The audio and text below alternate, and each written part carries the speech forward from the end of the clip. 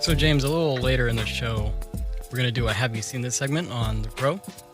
Because I finally got to watch The Crow, right? Mm-hmm. And obviously, we'll talk about it more in that segment. But in watching this movie, and it being a 90s movie, I can't get away from the fact that, like, I really just like the way that the 90s films look.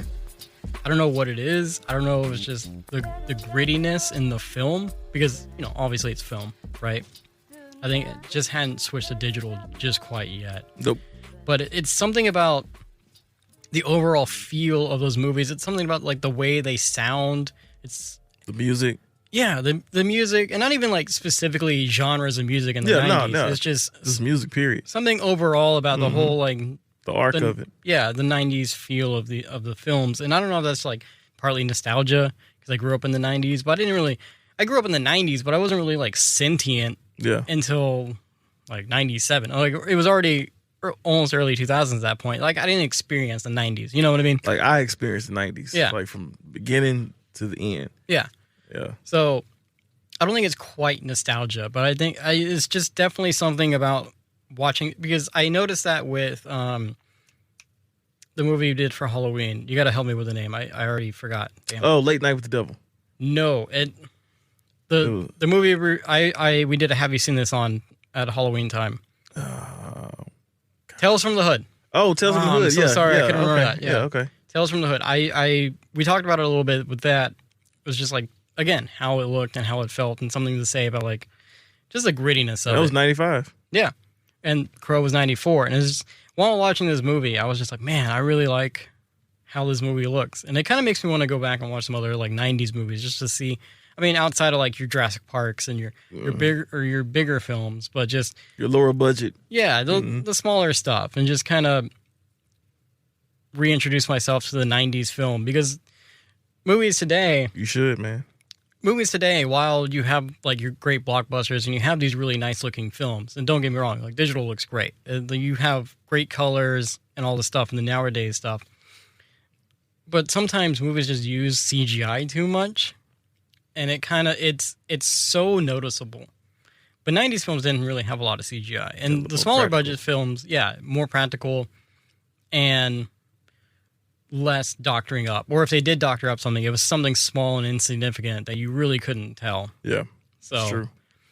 That's just something I noticed. No, I mean, you're 100% right. I watch a ton full of movies from the 1990s, you know, because like I say, I'm a 90s guy from beginning to the end. I like the music from the 90s. I like the grunge era, you know, that grunge rock era. I love that. Then I love the gangster rap era that we had, which was really, really cool, even though people were getting killed. But nonetheless, it was still some good music that was being put out. Like, I love everything about the 90s. The clothes, the music, the movies, the feel of every movie, the smell of popcorn smells different back then. Yeah. Like, I don't know. It's just, I'm with you 100%. I want you, like, whenever I watch movies like The Crow or Clueless with Alicia Silverstone, I always like, man, it just takes me back. It takes me back to a simpler time where movies were, not every movie was done on 100 and something. And we talked about this before. Yeah. Not every movie was done on all these crazy budgets and all that stuff, and they were hits. Yeah. Kind of a fun fact, but also I haven't fact-checked it, so it could just be false in general. But someone had posted somewhere that, adjusted for inflation, that American Godzilla movie that came out in like 1999 or 2000, apparently adjusted for inflation, it would technically be the highest grossing Godzilla movie. Talking about the Matthew Broderick one? Yeah. 98? Yeah. God. Like, if you adjusted what it made to inflation, of course. Obviously, it made whatever it made, but, like, yeah. Because he looked absolutely horrible. You think so? I did not like that design of him. Yeah, Godzilla? Yeah. Did you? I didn't mind it. It's like a guilty pleasure, I think. No, the movie's guilty pleasure. You're right about that. I give you that much. Yeah, I haven't seen it lately, and I haven't seen it, like, a lot, but I do enjoy it. I still enjoy, like, going back and watching it, and it's not the original Godzilla design, but it was definitely interesting. Because you had Hank Azaria was in there from Simpsons. Oh, yeah. Yeah, he played the cameraman. You're right, he was. Yeah, and he had Matthew Broderick. He was like the lead guy. Yep. I mean, yeah, it's a guilty pleasure, but looking back at it now, I'm just like, man, the CGI for this, it Ooh, it was tough. Yeah, no, that movie was real tough. And then, the Godzilla babies were kind of random. Yeah, it was. Like the raptors, the pseudo-raptors. Madison Square Garden. Yeah. All the eggs were in Madison Square Garden. Yeah. Well, they were trying to do Jurassic Park. They trying to get that money. Oh, of course. So they was like, well, we got to have raptors. Yeah. Everybody got raptors, even though it wasn't really raptors. They were like lizard babies. Yeah. So it's like, oh, we got to get that. We got to get that money. But it's so funny because that movie pissed off Toho so bad. Where Toho was like, you can't do another one of these. Don't blame them. In 2014, when we got Godzilla, the MonsterVerse Godzilla, it was like, look, you get Godzilla, and if you do better, we'll give you some other monsters. And that's why the Mutos were created. Yeah. And that's why in the MonsterVerse, you have original concepts because they can only have so much from Toho to play with. So that is facts. They did great, and then Toho was like, all right, well, you can Ghidorah, Mothra, Rodan. And I guess they figured like, hey, let's put them all in one movie. Yeah, it's a happy medium, put all in one movie. And look, that one in 2014, I like it, don't love it. Yeah. I thought it was a little bit too dark. Yeah. You could barely see Godzilla. Right. I was like, it would have been nice to see that. The storyline was pretty good. Yeah. I wish we could have saw more of the storyline. But you know what? I think when you compare it to the original, it's kind of like a neat parallel. Which one? The original? Like the original. Oh, okay. The first Godzilla, where Godzilla only popped up a couple times. Yeah. It was kind of likened to that, I believe. They were trying to do that. I was fine with that. I was fine with that. Look, we saw in -1. Godzilla was not in that movie a lot. So the storyline with that 2014 Godzilla is what I had a problem with. But I didn't have a problem with the fact that Godzilla went in the movie a lot. I just had a problem with the cinematography. Yeah. I had a problem with not seeing him a lot more. I mean, not seeing him a lot more, but seeing him. Actually seeing him. Yeah. Without clouds of smoke and darkness. Yeah. Exactly. And that was my main problem with that storyline and that. But other than that, I think the -1 is what 2014 tried to do. In a way, yeah. Yeah. I can see and they did it a whole lot better. Right. Well, I think 2014 had to play it a little safe because they needed to do good with that, so they can do the rest of them. So they knew they couldn't mess around like they did the one. They couldn't mess around like the one they did back in the day. Exactly. So I think it was just like, hey, let's do a good, safe Godzilla movie, and then if we get another one, we'll go balls to the wall, and they kind of have. Yeah, they went way balls to the walls. Yeah, and it's fine. They're monster movies, but -1 is that's. Love that movie, man. It's a great film. You talk about the movie so much on this podcast. We have. It's great. On the Gold Podcast with Jacob and James. It's freaking rad, brother. Rad.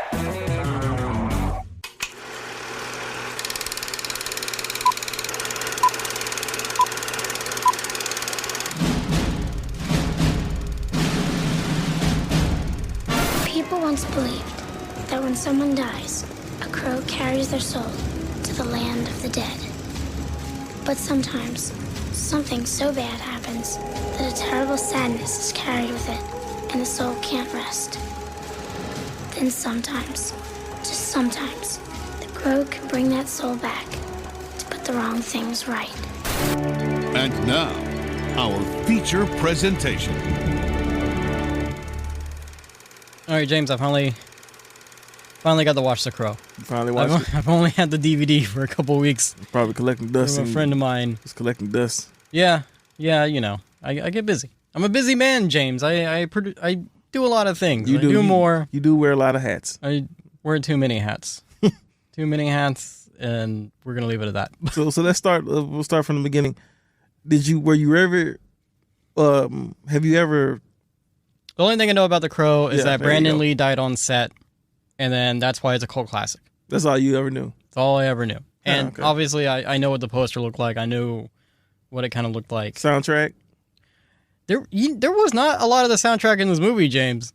You were talking about the soundtrack a lot, but I didn't notice it too much in the movie. But the songs that was in there, it fit the tone of the movie, and it was almost like it helped each scene. You know how you watch movies nowadays, they just... Especially Illumination cartoons. Yeah. They just blur out any song, any hip hop song they can get their hands on. Yeah. It wasn't like in this one. This one they had, each song fits the setting of each mood of the movie. Yeah. So that's what I like about the movie. Okay. I know it wasn't in there a lot. I wasn't in a lot of songs. Okay. But the songs that were in there were pretty good. Okay.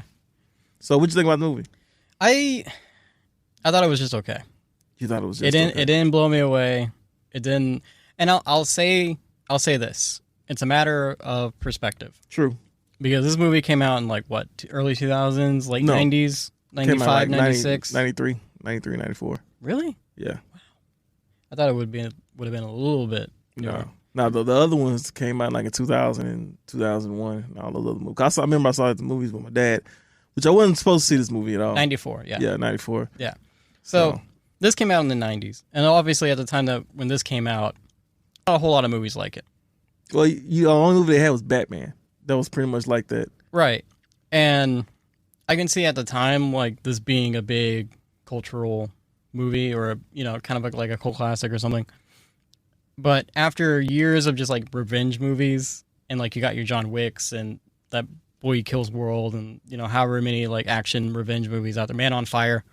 It's a good one. That's a really good example. It was just okay. It didn't, like I said, it didn't really blow me away. I wasn't like, oh my gosh. I didn't hate it. It was still enjoyable. I liked the bad guys. I liked the evil jerk I forgot his henchman. name. He was in the movie. Oh, he was Nope. good too. The main villain. Yeah, Yes, the main villain was great. But his little henchman that was really the targets of the Crow, right? The main targets, like 10. I think one guy was named 1010, and I forget what the other dude's names. But like I like a group of just bad dudes. And Tony Todd was in there. Was Tony he? Todd, yeah. I think he was in there. Let me see. Oh yeah, you're sure right. Yeah, Tony Todd was in Yeah, there. he was like the right hand man guy. Yep, he was the right hand man. I thought he looked familiar. Mm-hmm. That's my guy. Wow. Okay. But no, yeah, I like a group of just bad dudes just for the sake of being bad. Like the scene where they were like swallowing the bullets and taking the shots, and then like they were gonna kill each other, but then they all just, jumped up and down and like cheered or whatever. I don't know. They were just nutty, and they were kind of fun. There was one line of dialogue that stuck out with me in this movie, James. Mm-hmm. And it's after the Crow kills 1010, the first dude with the knives. And then the other guy, I gotta get his name. He's the other like main henchman dude. It wasn't Top Dollar. You guys about Michael Wincott. Michael Wincott was the main guy. T-Bird. T-Bird, T-Bird, okay. that's him. Okay.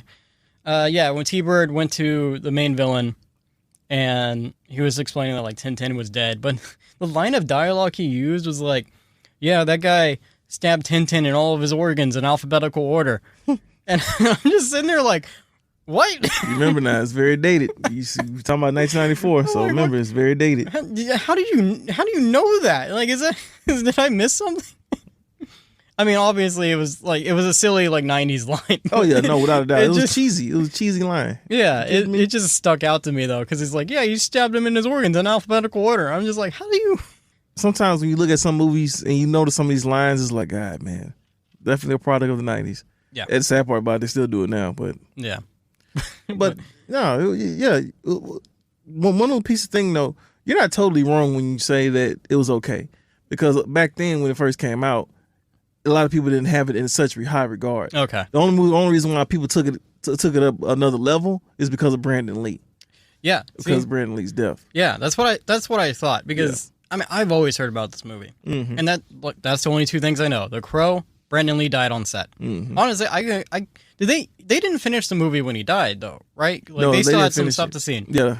I couldn't tell. Like he looked like Brandon Lee the whole time. Yeah. So The climax scene is where he was there. He didn't do any of that stuff. Like when when he finally got the battle of Michael Wincott's character, that wasn't him. That was never him. Yeah. Whoever they got to replace him looked almost exactly like him. Oh yeah, he did. He looked exactly like him. Well, what I will say is the cinematography I've always loved with this movie. Yeah. I thought it was really good. I thought Ernie Hudson was great in here too. He played the cop. Was that Ernie Hudson? Yeah. I thought he looked familiar too. He was good. I did like the cop character. Yeah, I liked he the was cop cool. character. I liked their little dynamic.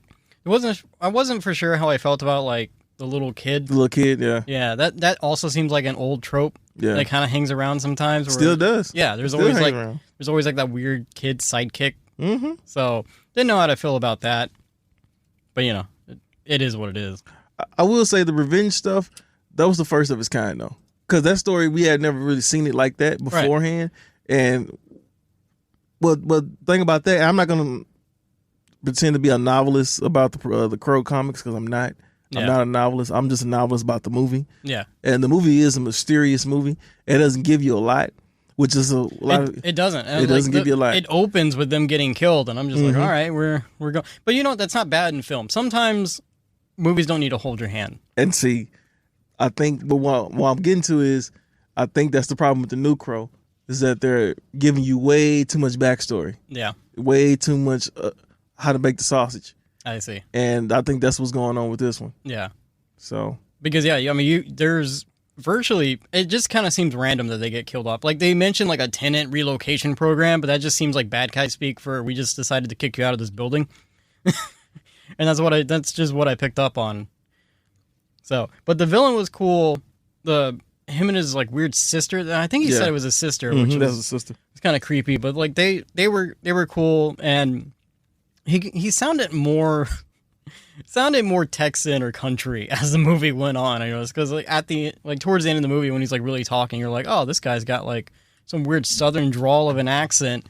Michael Wincott always sounds like that in every movie. Yeah. Like even in Nope, he was like that. I was like, you can't seem to run away from this, can you? Like, he's a hell of an actor. Well, because at the beginning I didn't notice it as much, but I did like his character's sarcasm in the film, because they would tell him like somebody died, and he would just be like, oh, well, let's be sad about it, and then do some drugs, and then his voice is moment so of silence for this person, and yeah, he's so good, man. I love Michael Wincott. He was in Alien Resurrection and Metro. I remember Metro with Eddie Murphy, and Nope was the last movie I ever saw him in. That came out 2022. Yeah, that was the last movie I saw him in. Yeah, you know what's weird? Post-COVID movies seem like they came out before COVID. Yeah, like.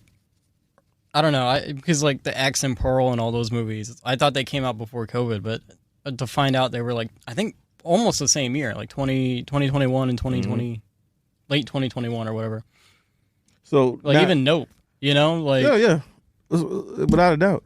So now that you saw Crow and you said it was okay, did you see we reviewed the Crow trailer for the new one? We did talk about the trailer. So what do you think?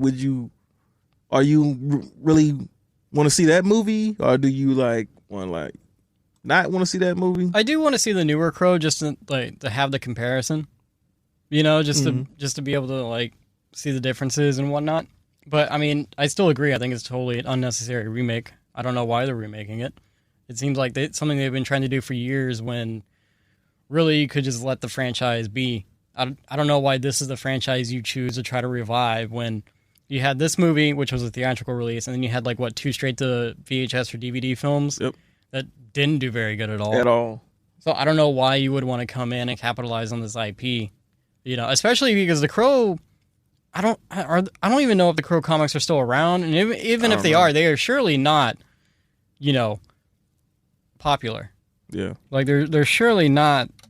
Do you think at least with this new Crow, because obviously they're going to show more backstory with this one, it seems.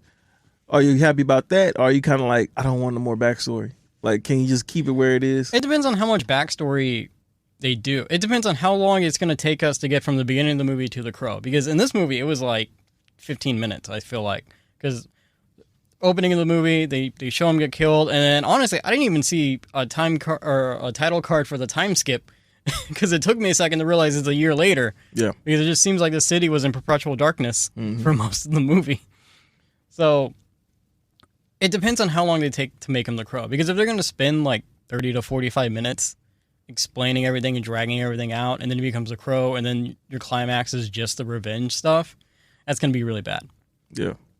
So I mean, if they do embellish a little bit more, it should probably just be, you know, maybe 10 to 15 minutes at the beginning of the movie.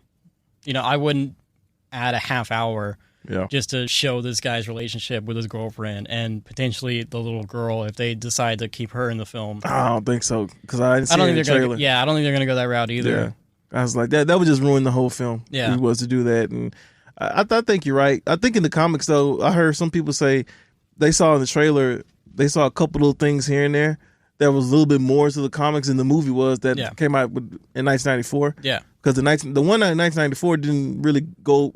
Only one thing they did, according to the comics, was the actual suit.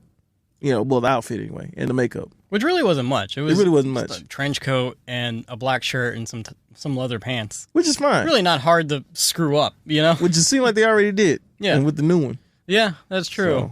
So. I don't know why they it still doesn't make sense why they went with like all the weird like rocker like Joker-esque tattoos.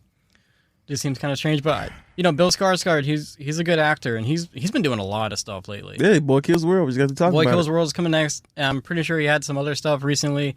The Skarsgårds in general, there's like 4 or 5 of them. It's like 4 brothers and the dad. Yeah, damn. They're in a lot of stuff. They're everywhere. I didn't know that. Yeah, they're like an acting family. Yeah. So we'll see. When it comes out, we'll watch it and we'll kind of judge it and estimate it. It's hard to go into it blind when it's a remake and you already have these feelings and emotions for the original. So it's going to be difficult for people to have an unbiased opinion on it unless they haven't seen The Crow. Yeah. So I wish you wouldn't have seen this one then because you probably going with a different opinion now. Yeah. Well, maybe. Well, I don't know because you said this one was okay. Yeah, I was just kind of on the fence with this one. So yeah, so you might like the new one more. Yeah. Who knows? We'll see how it goes. But all right then. Yeah. All right. Well, screw me then. Hey man, I didn't crap on your film that bad. So I'm just kidding. I'm kidding. Let's all go to the lobby. Let's all go to the lobby. If the people we love are stolen from us, the way to have them live on is to never stop loving them. Buildings burn, people die, but real love is forever.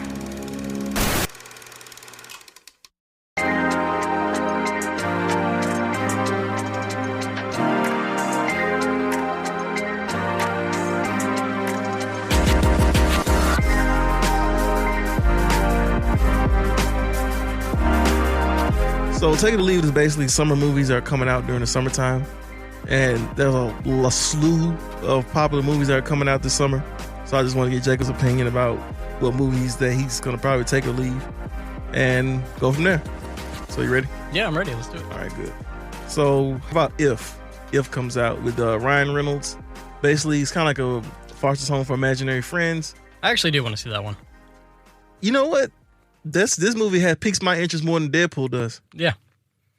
Any project he does that's not like Deadpool related actually is even though every interesting. Movie he does, it's like Deadpool. But I am interested in this one just because it is so much like Foster's Home for Imaginary Friends, and I wonder if this is like some weird backdoor way into doing a live action version of that. I love that show. Yeah, it was quite interesting. He kind of reminded me of the mayor a little bit. You know, the rabbit. I don't think so, sir. So, big. I don't think so. Oh man, you put a stop to that real quick. All right, so yeah, if you say take it, right? Yeah, I take it. I'll watch that one. All right, next week. I like how you did it too. You did it so smooth too. It's like I don't think so, sir. How about Inside Out 2? Inside Out 2, Electric Boogaloo. Leave because you never saw the first one. I mean, I've seen the first one, but by the time it came out, again, we were just talking about target audience. Yeah, I was out of that target audience, right? Like I'm not a prepubescent girl going through puberty. But you do have emotions. You do have emotions, and you know what? The adult version of that show would be Big Mouth. Yeah, Big Mouth. Yeah. Almost too adult, honestly. Yeah, it is. A little questionably. Actually, Human Resources is a better version of that show.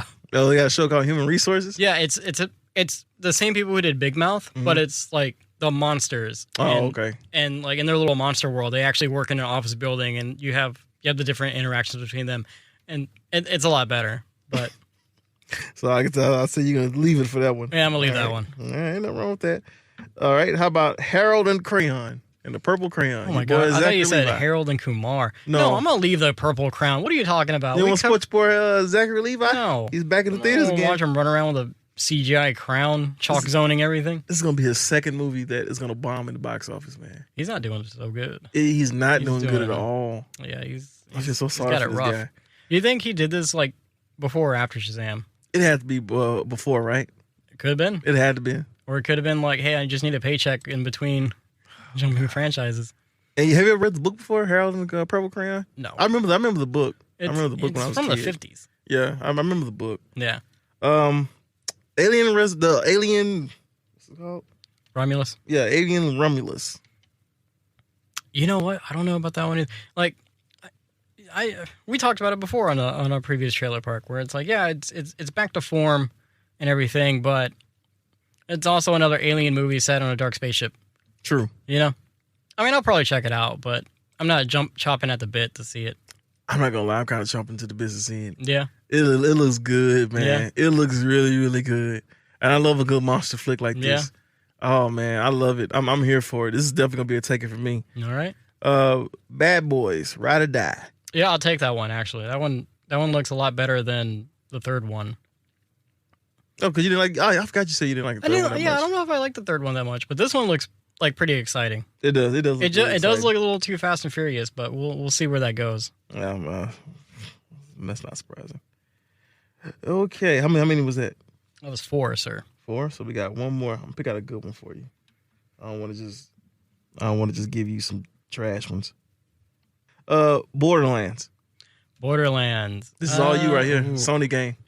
I don't play Borderlands, sir. Oh, you never played Borderlands before? No, I played like I know. You got 5 hours of Borderlands. Did you like it? Joel's a Borderlands guy.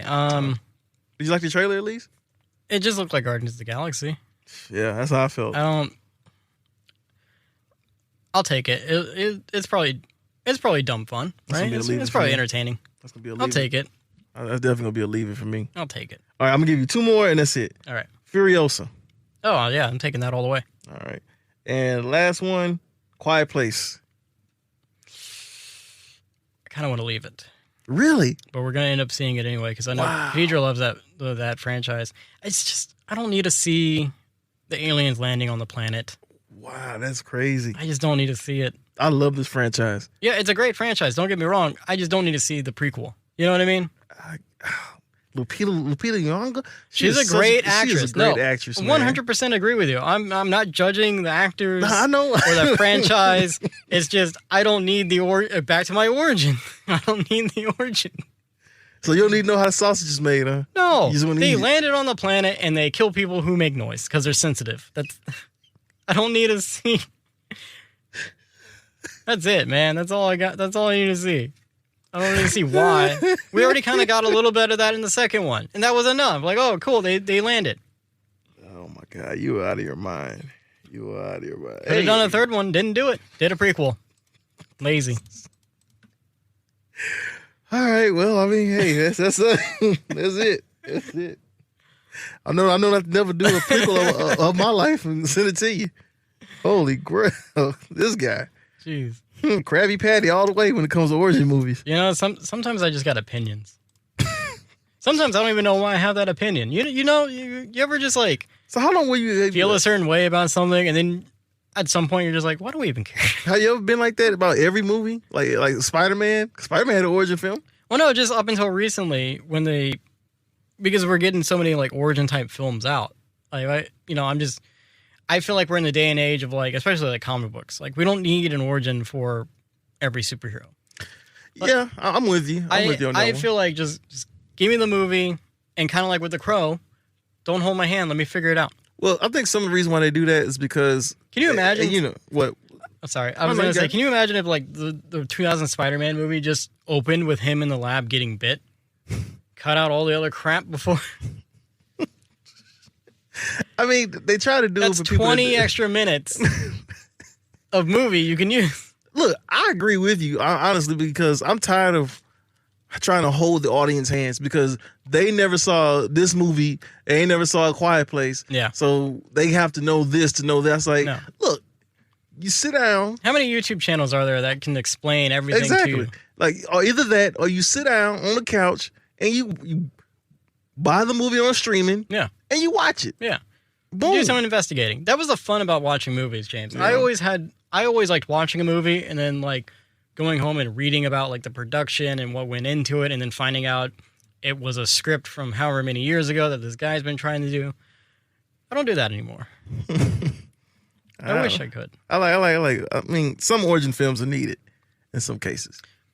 Madam Web definitely didn't need it. We know that damn much. I mean, we know that damn much. Yeah. So, all right, that's all I got. I'm not going to piss you off with any more movies. Yeah. I'm not going to piss you off with any more movies. I think you had enough for today. I have, because you know what? We're at the end of the show, James. We are. That's the end of On the Go, and we are on the go. If you would like to email us your opinions on origin films, you can email us at onthegopod2023@gmail.com. If you want to contact us on Instagram about origin films, you can Instagram us at On The Go with Jacob and James. It's all one word. You can Instagram us individually at jacobdantone.audio and also James. At James9794. And then you can find us on YouTube, On The Go with Jacob and James. It's all one word. While you're looking up origin films for superheroes, you can just check out our podcast while you're doing so. So without further ado, I'm on the go. James is on the go. We're all on the go.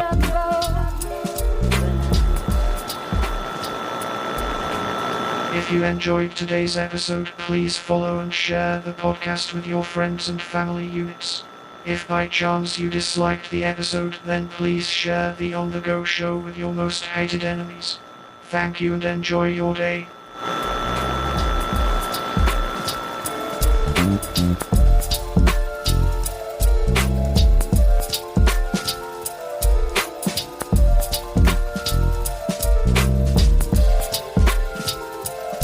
Mm-hmm.